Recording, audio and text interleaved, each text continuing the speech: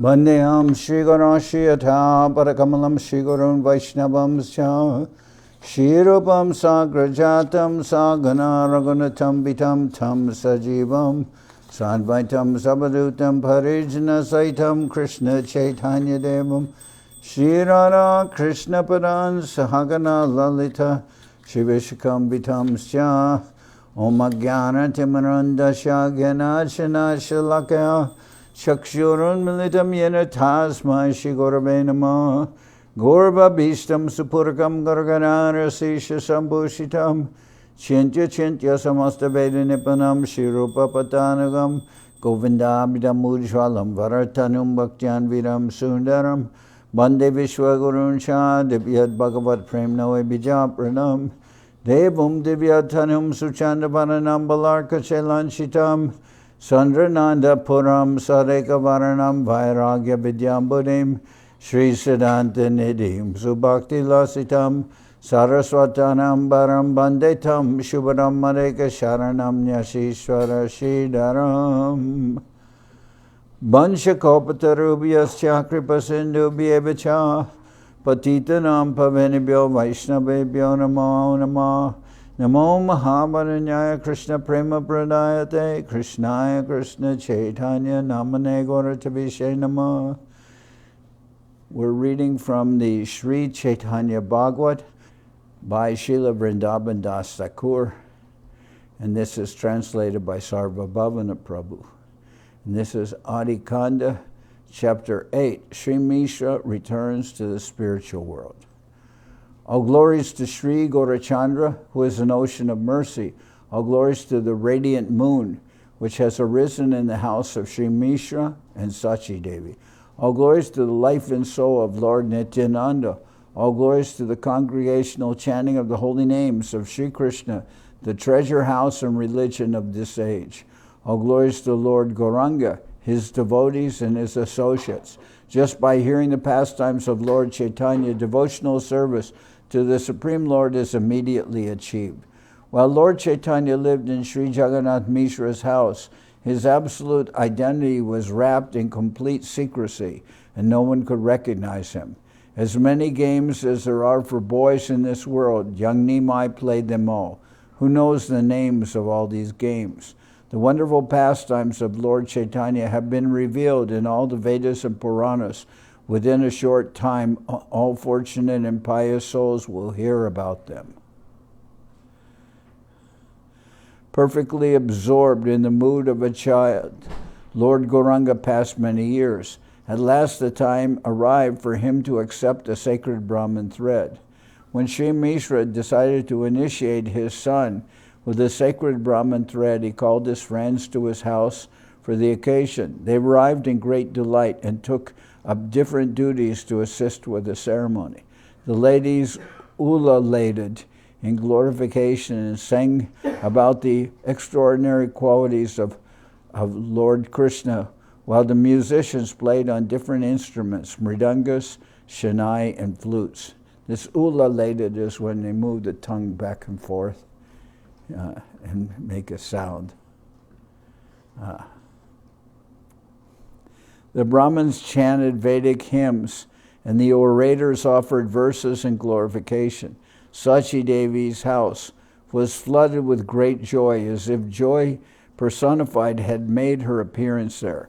At the time Lord Gaurasundar was to accept the sacred thread, all the planets were favorably positioned. The month, day, and moment were all auspicious when Lord Gauranga, who is Sri Hari, accepted the sacred thread. The sacred thread, adorning the beautiful form of the Lord, was an enchanting sight. Certainly, Ananta Sesh must have assumed the form of a thread to circle the body of his beloved Lord. The Supreme Lord Gaurachandra then manifests his Vamana form. Whoever saw that wonderful pastime felt unbounded joy. People saw a wonderful spiritual aura emanating from the Lord, and they immediately discarded the idea he was an ordinary child. With a stick in hand and a cloth bag hanging from his shoulder, Sri Gaurasundar went begging dakshin to the houses of his devotees. Each man, according to his ability, placed alms in Nimai's bag and felt great satisfaction. The ladies also smiled with pleasure as they dropped their alms in his bag. Sri Saraswati Devi, Sri Parvati Devi, and the chaste and dedicated wives of other great sages appeared on the scene. Taking the position of Brahmin wives, they gave alms to the beautiful Brahmin boy Nimai. Seeing Nimai's radiant Vaman form, everyone smiled with satisfaction and gave him alms. He enacted the transcendental pastimes of Lord Vamana simply for the redemption of all conditioned souls. All glories to Lord Gaurachandra's beautiful form. Please place those lotus feet upon the throne of my heart. Anyone who hears the narrations of Lord Vishwambara accepting the sacred thread attains the supreme shelter of Sri Chaitanya Chandra's lotus feet. Nimai, the Supreme Lord of Vaikuntha, performed various other pastimes while residing in the house of Sachimata. These pastimes are hidden in the Vedas.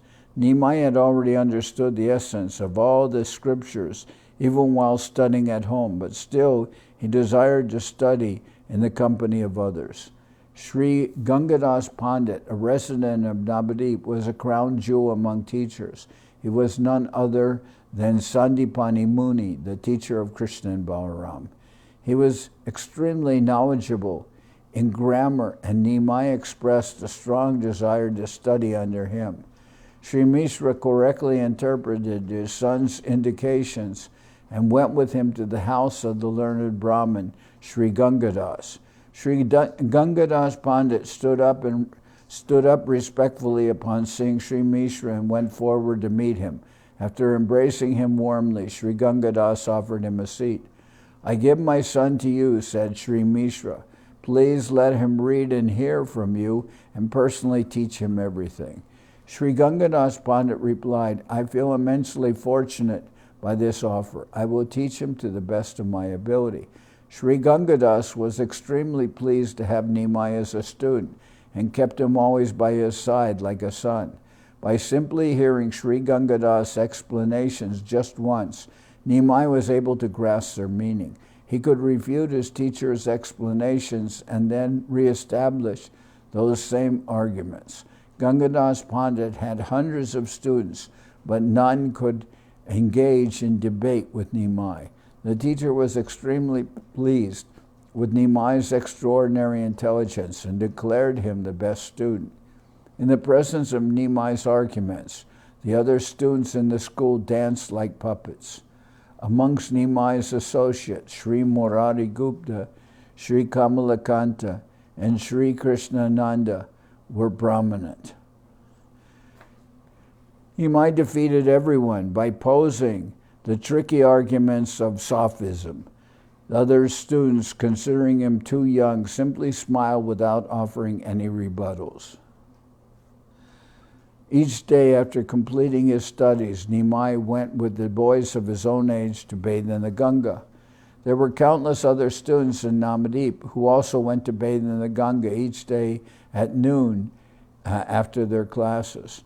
There were many teachers in Navadip, and each had many students. The students of one teacher would continuously challenge students of other teachers. Although Nimai was only in his early boyhood, he had a mischievous nature and continually started quarrels with other students.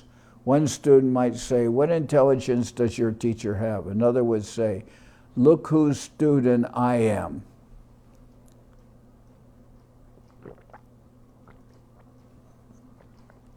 So one student might say, "What intelligence does your teacher have?" Another student would say, "Look whose student I am." In this way, they would begin by being a little abusive towards each other. Then they would splash water at each other and end up throwing sand. Fights would break out and boys would beat whomever they could catch. One might throw mud on the other, jump on him, and beat him as well. After falsely swearing authority in the name of the king, some boys would catch other boys and after beating them soundly, swim to safety on the other side of the Ganga. The water of the Ganga became muddy by the wild wrestling and scuffling of the students. Neither could the women fill their water containers, nor the Brahmins and other respectable people take a bath. Displaying his extraordinary restless nature, Vishwambar Rai went from one bathing ghat to another, finding in each place an audience of students, an arena in which to debate and dispute. At one ghat, he played the stick game with friends. The advanced students band together and challenged, "Why do you always quarrel with everyone? Let us see how intelligent you are. Let us hear you give the purport to the explanation of the astrological treatise in the almanac." Nimai said, "That is very good indeed. I accept your challenge. Whoever wants may question me." One irritated student said, "Why are you so conceited?" However, Nimai replied, "You may question me as you like." The student said, "Explain the laws of verbal roots." Nimai replied, "I shall explain them, but you must listen attentively." Nimai, the Supreme Personality of Godhead, was the source of all potencies. Naturally, his explanations of the grammatical rules were completely authorized. The challenging student praised Nimai for his explanation. Then Nimai said, "However, hear me now refute my own arguments." Nimai picked out the discrepancies in his own explanations and said, "Who amongst you has the power to establish any point over and above my arguments?" The students were all amazed by Nimai's original arguments, as well as the arguments he used to defeat himself.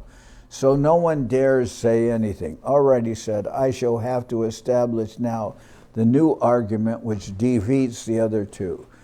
Sri Gaurachandra gave his new explanation and was as beautiful and poetic as Sri Gaurasundar gave his new explanation that was as beautiful and poetic as the first two. The students were all truly impressed and embraced Nimai sincerely. The students said, "Go home today, but come back tomorrow and we will have fresh questions for you."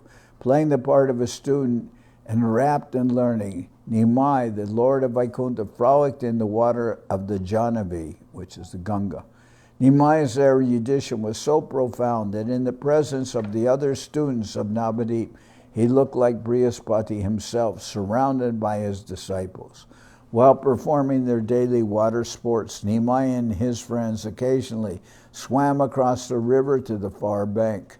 Since the time that Lord Krishna had sported in the Jamuna River, Ganga Devi had nursed an intense desire to have that same good fortune. Although great personalities such as Lord Brahma and Lord Shiva worshipped the Ganga by poetic prayers, she nevertheless aspired to achieve the elevated position of the Jamuna. The Supreme Lord Gaurasundar was the desired tree that mercifully fulfilled the longing of the Jahnavi, Ganga. After a day of sports and fun, Sri Gaurasundar returned home, worshipped Lord Vishnu in the prescribed manner, offered water to the Tulsi tree, and sat down to eat. Immediately after his meal, Nimai would take his books and search for a quiet place to study. In that lonely place, the gem of all lords absorbed himself in study, making annotations on different aphorisms. Seeing his son's studious mood, Sri Mishra floated on the waves of happiness, but never revealed his pleasure to anyone. In intense parental devotion, he reveled in the unparalleled beauty of his son, and in that mood he gained liberation.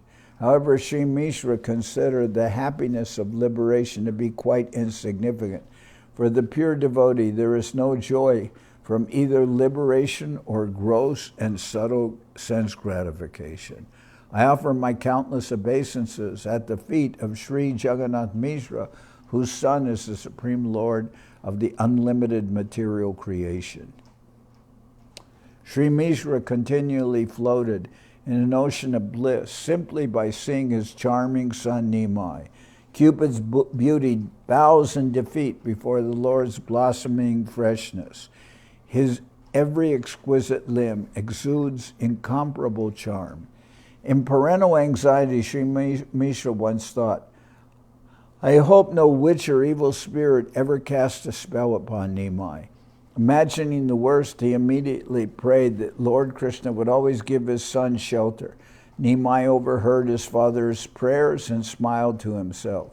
Sri Mishra prayed, O Lord Krishna, you are the protector of all. Please look upon my son graciously.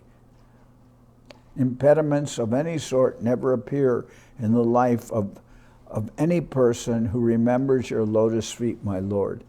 Those sinful places where you are not remembered become infected with witches, ghosts, and evil spirits.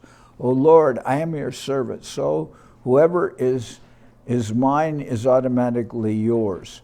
Kindly receive them within your shelter. Therefore I pray that no obstacles or difficulties will befall my son at any time. Sri Mishra continued to pray with unflinching faith.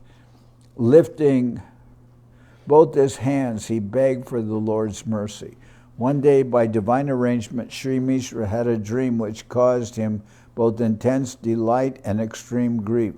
He bowed down to the ground and prayed, O Lord Govinda, allow Nimai to remain in my house. O Lord Krishna, this is the only benediction I beg of you. Let Nimai be a householder and live at home. In surprise, Sachimata inquired, why have you all of the sudden prayed for benedictions from the Lord? Today I had a dream, answered Sri Mishra. In the dream I saw that Nimai had shaved off his sika. Now normally they would shave off sika when they took sannyas. Today I had a dream, answered Sri Mishra. In the dream I saw that Nimai had shaved off his shika. Dressed in indescribably beautiful sannyasi robes, he simultaneously laughed, danced, wept, and chanted Krishna's name. Advaitacharya Prabhu and all the other devotees encircled Nimai and joined in the chanting. I saw Nimai sit upon Ananta Sesha, Lord Vishnu's couch, and place his feet upon everyone's head. Lord Brahma, Lord Shiva, and Sri Ananta Sesha chanted, Jai Sachinandana, Jai Sachinandana. Although everyone around was jubilantly chanting praises, I alone stood silent in fear. In a flash, I saw Nimai, followed by millions and millions of people roaming from town to town dancing. Countless millions followed him, chanting Lord Hari's name in unison. That sound touched the very coverings of the material universe. That sound touched the very coverings of the material universe. While I listened to the glorification of Nimai flowing from every direction, I saw devotees who followed him to Nilanchala Puri. This dream caused me such anxiety. I'm afraid our son will become disgusted with household affairs and leave home as a sannyasi. What you saw was just a dream, pacified Sachimata. O learned husband, do not worry, Nimai will not leave us. Nimai knows nothing but his books, and he thinks that learning is all in all. Out of parental affection, those two extremely noble souls continue to discuss topics related to their son's future. However, after a few days, Sri Jagannath Mishra disappeared from this mortal world in his pure spiritual form. Nimai wept bitterly over his father's disappearance, as had Lord Ramachandra when his father, King Dasharatha, left his body. Sachimata survived only because of Nimai's irresistible attractiveness. As it deepens my grief to discuss this subject, I have described the incidents only very briefly.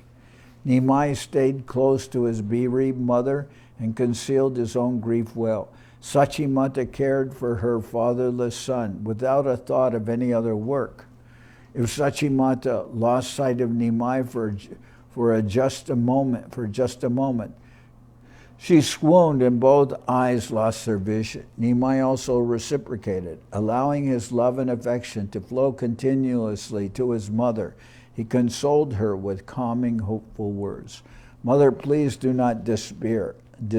As long as I am with you, nothing shall harm you, he assured her. Soon I shall bring you that gift which is unobtainable even by demigods like Lord Brahma and Lord Shiva. Sachimata simply beheld the kind and beautiful face of Nimai and forgot her own misery. How could she feel discouraged in his presence? The Supreme Personality of Godhead was living as the son of Sachimata. Simply by remembering him, one's every desire could be fulfilled. How could despair touch Mother Sachi? Nimai uplifted her spirits and soon reattained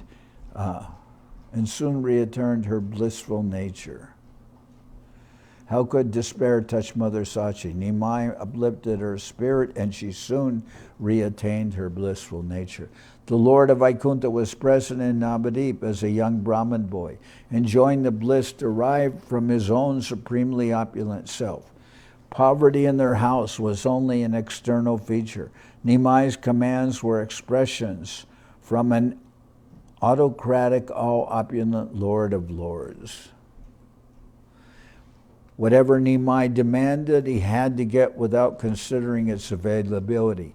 If his demands were not supplied, there was no escaping his wrath.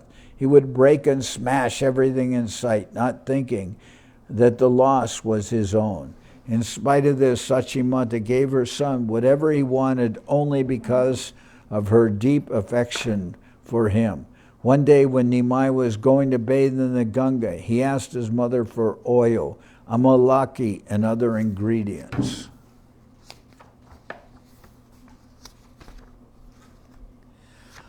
I want to bathe in the Ganga and also offer her worship, he said, so please give me a nice garland and aromatic sandalwood for this purpose.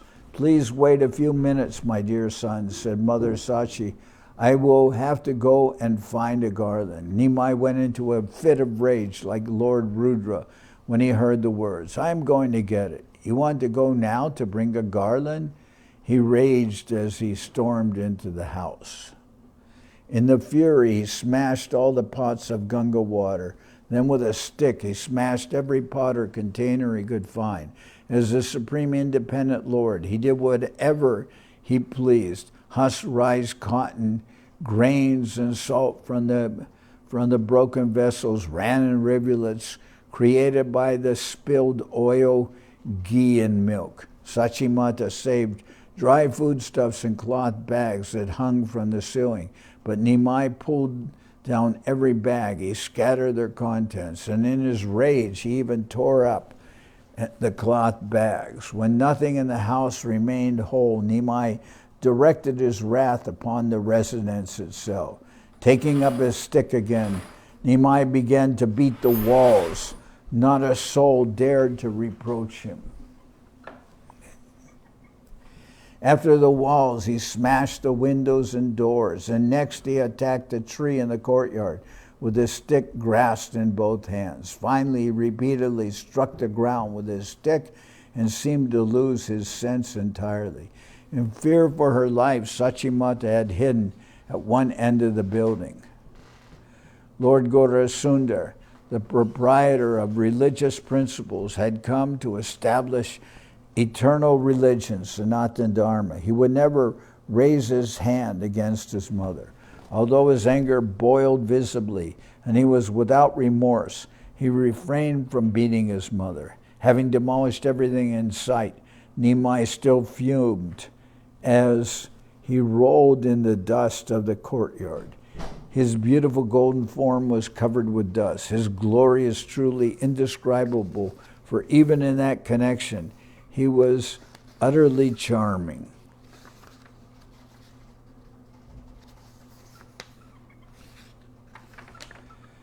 At last he became calm and lay quite still in the dust of the courtyard. With simply a glance, that the Lord of Vaikuntha called for his internal yogamaya potency and entered into a yoga nidra mystic sleep as he lay upon the hard earth. The transcendental form of Lord's Ananta Sesh is Nimai's resting place, and Sri Lakshmi Devi eternally served his lotus feet. Eternally serves his lotus feet. The Supreme Personality, who is sought after by the four Vedas, lay asleep in Sachimata's courtyard. The endless cosmic manifestation emanates from the pores of his body. His servants perform the act of creation, maintenance, and annihilation. Lord Brahma, Lord Shiva, and other elevated personages become overwhelmed while meditating upon his transcendental attributes.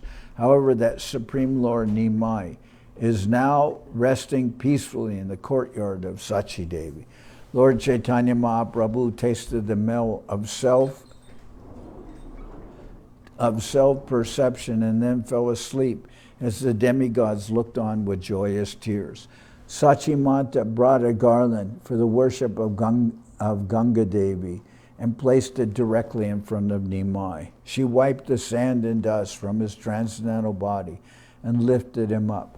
"Wake up, dear child," she said softly. "Take your garland and go worship Ganga Devi as you desired. What has happened is good, my son. I hope that all dangers and difficulties were driven out with the broken pieces." Sri Gaurasundar was ashamed, but he arose and went to take his bath. Sachi Mata cleaned the house and prepared to cook. Although so much had been wasted by Nimai's tirade, Sachi Mata did not feel unhappy. Mother Yashoda in Gokula also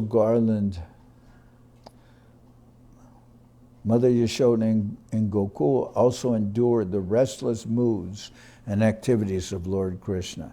As the universal mother, Sachi Devi similarly endured the restless behavior of Sri Gaurasundar. Just as Nimai angrily smashed everything in Sachi Mata's house, he performed many other restless pastimes. I could not narrate many of them. Sachi Mata endured everything with body, mind, and words, as though she were Mother Earth in person.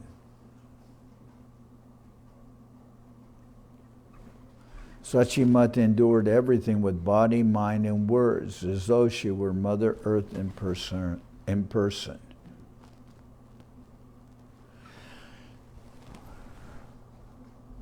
After some time, Sri Chaitanya Mahaprabhu, the Supreme Personality of Godhead, who is full of wonderful pastimes, returned home from his bath in the Ganga.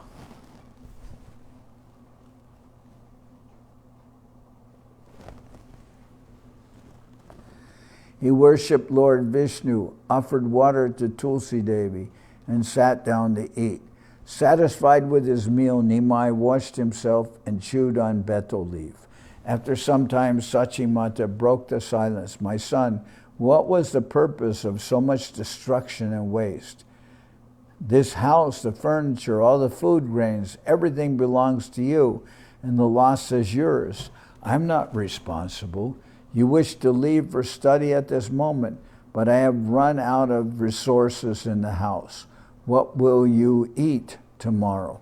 Nimai smiled at his mother's words. "Lord Krishna is the maintainer. He will take care of us," replied Nimai. With that, the Lord of Saraswati took his books in hand and went to study. For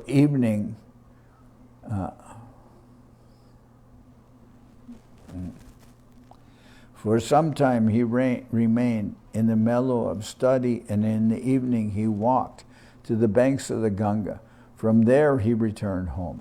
Calling his mother aside in secrecy, Nimai gave her 2 tolas of shining gold.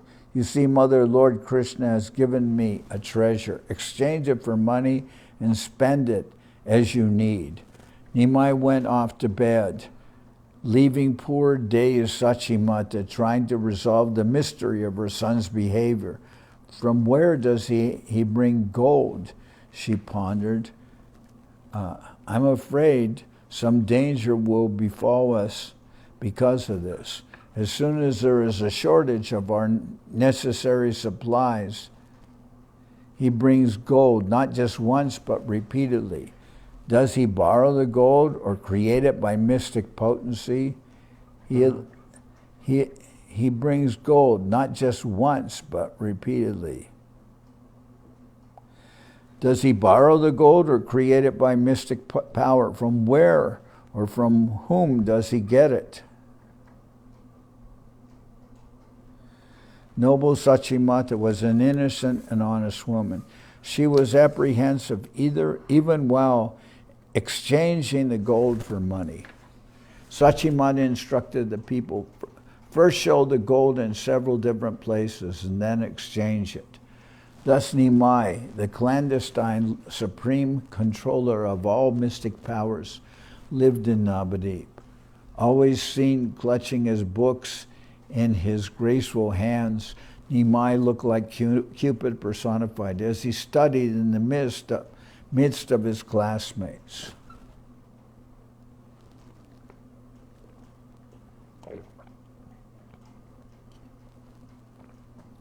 An Urdhva tilak mark adorned his forehead, and the beauty of his shining curly hair could rob anyone of his mind.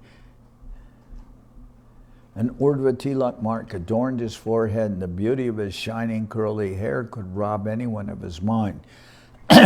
He was the embodiment of transcendental effulgence, and round his shoulder hung the sacred Brahman thread. His ever-smiling, enchanting face was delightful, showing off a set of twinkling teeth. How wonderful were his lotus eyes, and how wonderful was the charming manner in which he tucked his bright dhoti thrice into his waistband. Whoever beheld Nimai's beauty gazed at him with unblinking eyes. No one could pass by him without an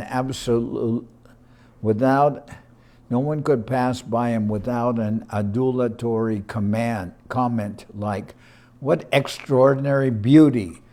Nimai Thakur could give such a marvelous explanation of anything that even his teacher felt immeasurable pleasure upon hearing the same. Sri Gangadas Pandit personally honored Nimai by appointing him the foremost of all his students. The teacher said, "My boys, please continue to study attentively, and I am very sure that you will soon be a great scholar and teacher yourself." Nimai said, "Master, once one has your blessings, one will surely attain the Bhattacharya title." Nimai said, "Master, once one has your blessings, one will surely attain the Bhattacharya title." In Nadia, there was not one student who could answer Nimai's questions. He would establish a law of principle, but in the end, he would refute his own conclusions. Moreover, if someone could not explain the principle, Nimai would explain it perfectly. While bathing, while eating, while walking, while performing any other activity, Nimai thought only of scriptural conclusions and debate. In this way, Nimai remained absorbed in the mellows of learning and education without revealing himself to the world, a world spiritually blind and full of offenses. The entire society had become devoid of devotional service to the Supreme Lord, Hari, and the people were preoccupied simply with material matters or material affairs. Grand festivals were held in honor of sons and relatives. Nothing in society found expression in nothing. The entire society had become devoid of devotional service to the Supreme Lord Hari, and the people were preoccupied simply with material matters. Grand festivals were held in honor of sons and relatives. Nothing in society found expression except the pursuit of bodily maintenance, household welfare, and other mundane activities. The people in general sought happiness through false aspirations, and the society of Vaishnavas lamented over the condition. The Vaishnavas chanted Krishna's names and lamented in their prayers, "O Supreme Lord Narayan, please be merciful to the unfortunate living entities." To the whole society, they said, you have not developed any... To the whole society, they said, you have not developed any attraction for the all-attractive Lord Krishna in spite of receiving this rare human birth. To the whole society, the Vaishnavas chanted Krishna's names, lamented in their prayers. O Supreme Lord Narayan, please be merciful to these unfortunate souls. To the whole society, they said, we have not developed any attraction for the all-attractive Lord Krishna in spite of receiving this rare human birth. How much longer do you want to enjoy such adversity? This rare human birth that even demigods desire is being wasted by you in false pleasures. Nobody follows the festivals that glorify and honor Lord Krishna. Rather, they perform ritualistic ceremonies like marriages to enjoy themselves as they march toward the jaws of death. Then to the Lord they prayed, these living entities belong to you. O Lord, you are their protector. What power do we have to speak? You are the Supreme Father of everyone. In this way, the devotees considered the benefit of all living entities and then sang the glories of Lord Krishna Chandra. In this way, the devotees considered the benefit of all living entities and then sang the glories of Lord Krishna Chandra. Sri Krishna Chaitanya and Sri Nityananda Chandra are my life and soul. I, Vrindaban Das, humbly offer this song at their lotus feet. So this chapter is about the disappearance of Sri Jagannath Mishra. It's called Sri Mishra Returns to the Spiritual World, Adi-khanda 8. So now I'm going to sing Hari Haraya, and you guys can play kartals and mridanga.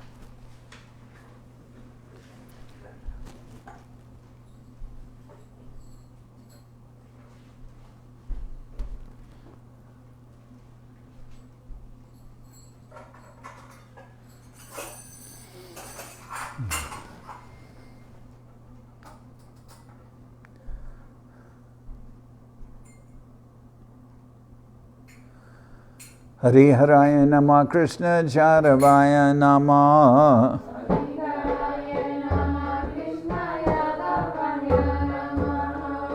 Jaravaya Madhavaya Keshavaya Nama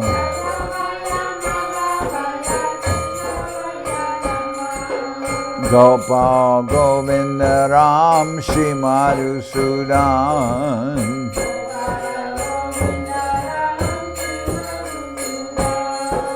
Giridhari Gopinatha Marana Mohan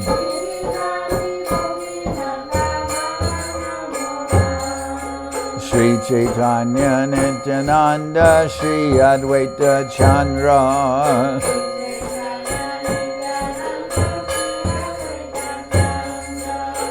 Gadadhara Shiva Sari Gora Bhakta Vrinda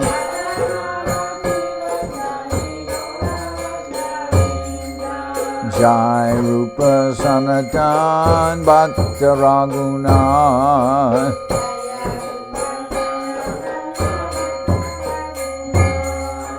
Sri Jiva Gopala Bhatta Dasa Raghunath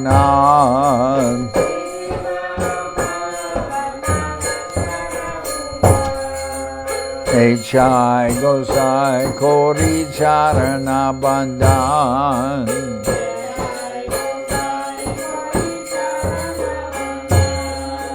Jai Te Vignana Shabishta Puran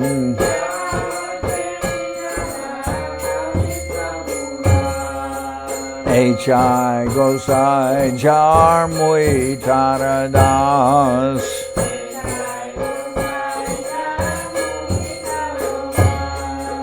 Tasabar Padareno Mora Panchagras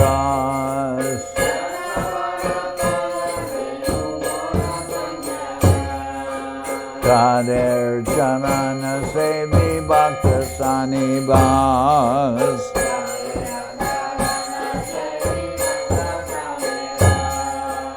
Janame Janame More Abhilash.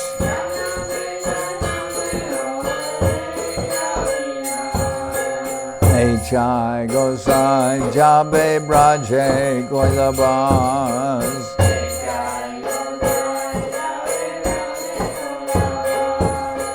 Radha Krishna Nitya Lila Kodila Prakash.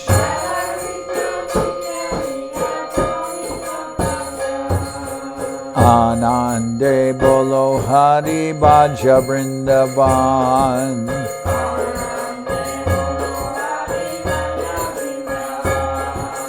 Shri Guru Vaishnava Pade Majai Aman.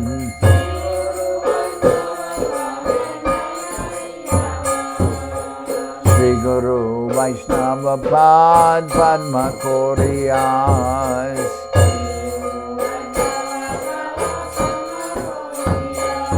Harinam Sankirtana Kohe Naratamudas.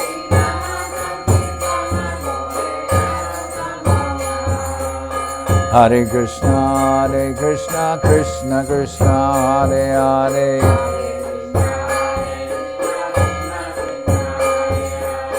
Hare Rama, Rama Rama, Hare Hare.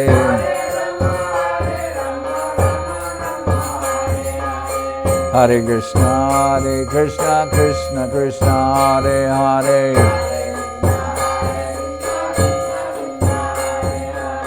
Hare Rama, Rama Rama, Hare Hare. Hare Krishna, Krishna Krishna, Hare Hare.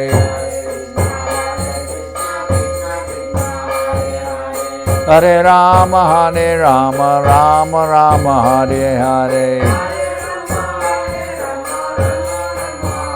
Nitya Gora Haribo, Haribo, Haribo, Haribo.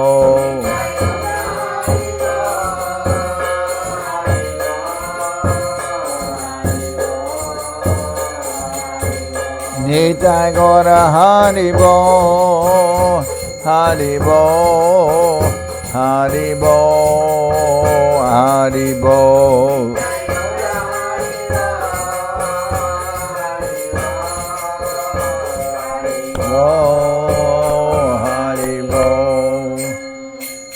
Jai Saparikara Shishi Guru Guranga Gandharvika Giridhari Ju Ki Jai.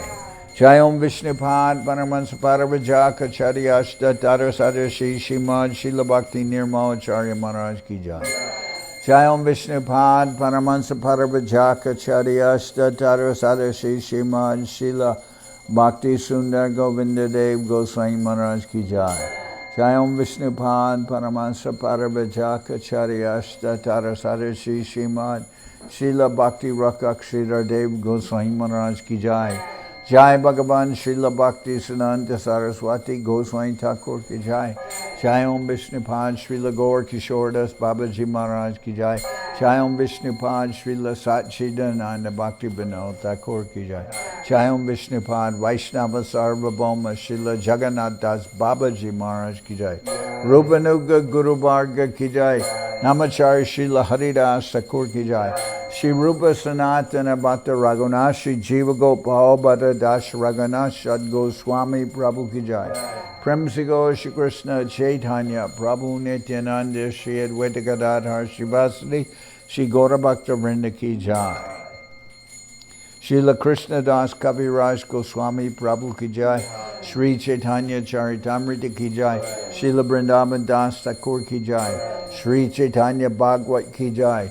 Narottam Srinivas Shamananda Prabhu Ki Jai. Vishvabharanya Srila Bhakti Vedanta Swami Maharaj Prabhupada Ki Jai. Ananta Koti Vaishnava Vrinda Ki Jai. Shri Navadip Dham Ki Jai. Shri Ram Mayapur Ki Jai. Saparshada Shri Nityananda Prabhu Ki Jai. Saparshada Shriman Mahaprabhu Ki Jai. Shri Koladvip ki jai, Shri Chaitanya Saraswat Mat ki jai, Soquel Shri Chaitanya Saraswat Seva Ashram ki jai, Ganga Devi ki jai, Tulasi Maharani ki jai, Bhakti Devi ki jai, Shri Vrindaban Dham ki jai, Shri Shri Radha Krishna Go Gopi Govardhan, Sham Kuna Radha Kunda Kalindi Yamuna Jo ki jai, Samaveda Bhakta Vrinda ki jai, Shri Harinam Sankirtan ki jai, Srila Bhakti Kusham Ashram Maharaj ki jai, all the assembled devotees ki jai, Gaur Premanande Hari Hari Bo.